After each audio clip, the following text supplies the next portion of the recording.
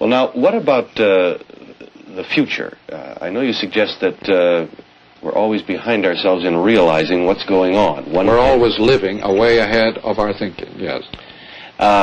What about an educational procedure, then, which will satisfy all of the senses that are now not being satisfied by youngsters in schools? Is the answer bigger schools, for example? No. And bigger populations of school children seem automatically to call for larger school spaces, but the sort of dialogue among all the elements of our world that is going on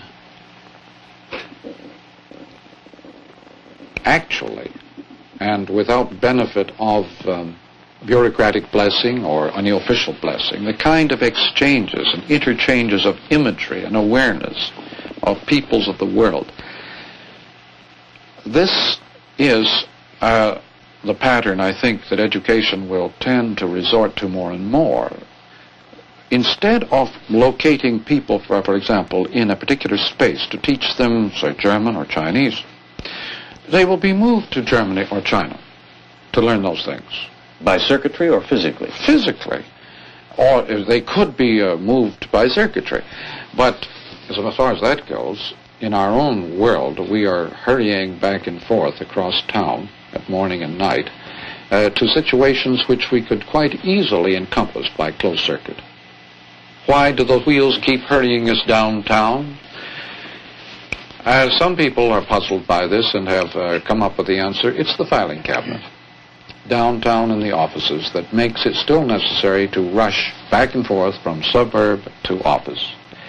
That it is this obsession with the contents of the file, documents, contracts, data. All of these materials actually could be just as available on closed circuit at home. The stockbroker long ago discovered this, that the telephone enables him to conduct his business anywhere. He doesn't have to hurry down to the stock exchange. So did the tycoon, like Paul Getty, who does most of his business by telephone. But we still have this obsessional, compulsive drive to fit into patterns, to fit into classifications, which says our job is down here.